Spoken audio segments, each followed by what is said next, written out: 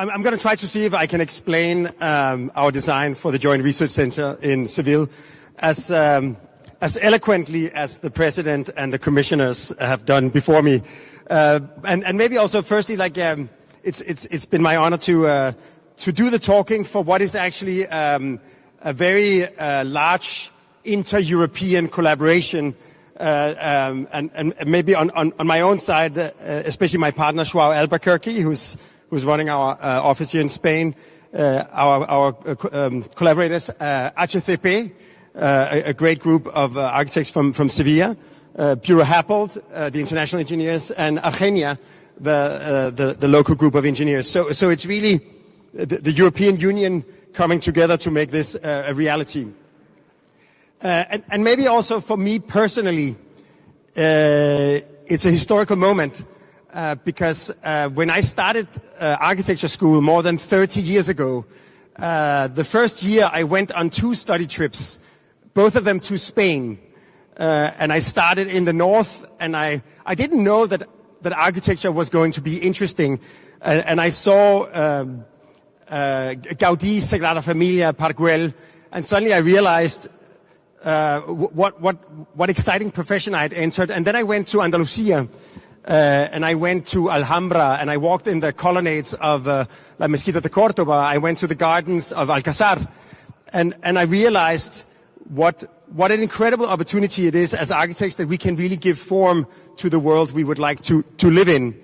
So when we got invited to give a proposal for what will be the first new European Bauhaus building here in Sevilla, we thought let's really learn from Sevilla itself, a city that uses nature to provide cool, comforting shade, and the architecture as well. A city that uses like disciplined fields of trees to provide sort of comfort, shade, fields of columns using structure as an element of aesthetics and beauty. The urban plazas that form the sort of the agora for the public life, and then of course the gardens as places for conversation and exchange. So we thought, what if we take the workplace for the Joint Research Center and we cover it with a solar canopy that provides 11,000 square meters of shade and 9,000 square meters of photovoltaics. We shape it to come down to the human scale, also to open up views from every floor. And essentially we end up providing a shaded plaza for the people and a shaded garden for the researchers. So essentially a building that sort of invites you to enter within and that provides this cool, comforting, shaded environment in this kind of field of columns and field of trees, taking all the elements of Sevilla and bringing it to the 21st century. The job was to make a building and a plaza. We are right next to the shopping center. We have the World Trade Center. We have the monastery. And we thought, what if we rotate the plaza so it basically connects the river to the sort of interior environment of the mall? Public programs on the ground next to the plaza, the offices above, the solar canopy forming almost like a solar dome in steps to open up views. So you end up actually that every single floor can extend the workspace to the outside in the cool and comfort shade. So essentially half plaza, half garden with the researchers in the middle. So from the sun, every single surface is turned into energy. So the solar canopy. And it also allows us to make the facades transparent. So the citizens of Sevilla can actually see what the researchers are doing inside. And of course the ground floor with the meeting rooms, the restaurant, and the collaborative spaces around the central courtyard. So a very simple, rational space with workspaces. So of course all the power that is collected is spent for the building and the rest is turned back to the grid. All the water that falls of the building is stored. And all of the heating and cooling comes from the ground and from the air.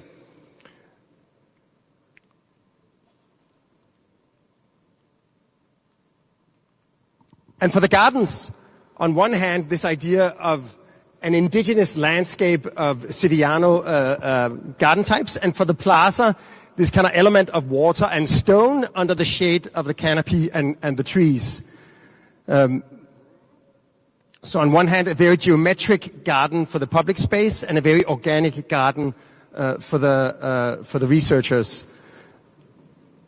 So as you sort of move inside, you pass into the ground floor, where the restaurant and the meeting rooms can extend into the central courtyard. And on the roof, you can imagine a group of economists trying to ponder a scenario or solve a difficult question can walk around in this shaded garden and arrive at solutions through collaboration.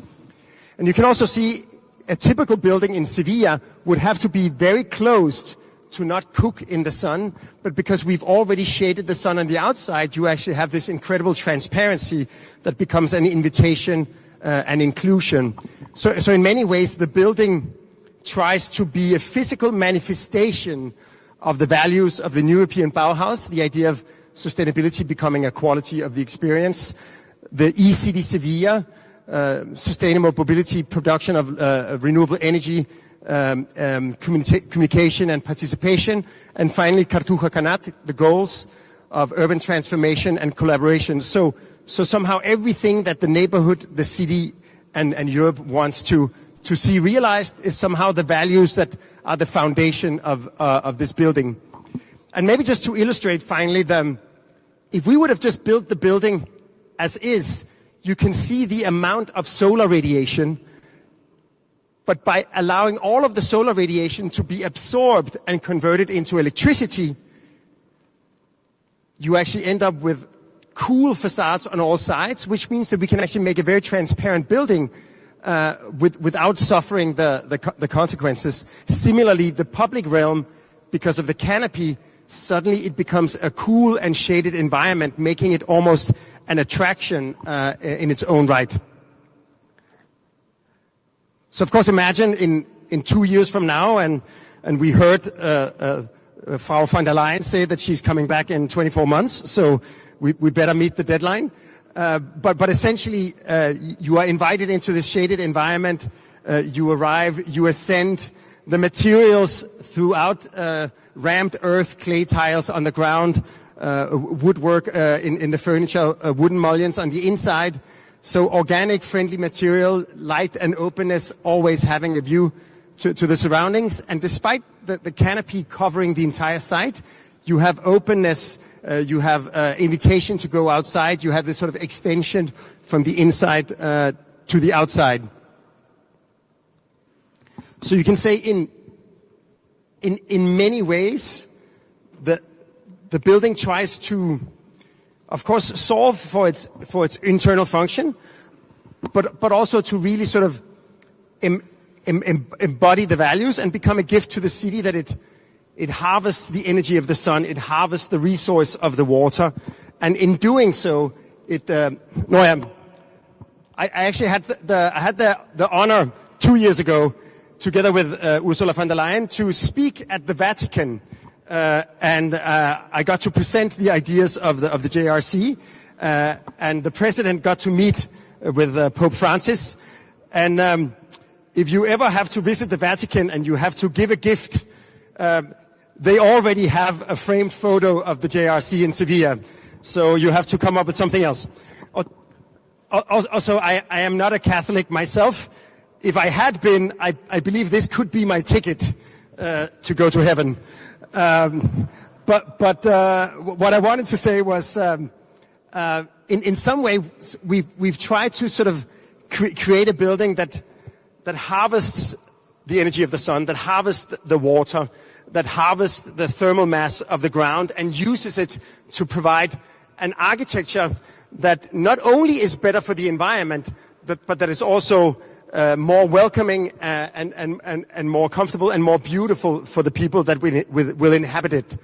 So maybe to conclude, I would like to thank the Mayor of Sevilla and the European Commission for entrusting us with realizing what will be the first built manifestation of the values of the new European Bauhaus. It's an incredible honor, and and we're very grateful for it. Thank you very much. Muchas gracias.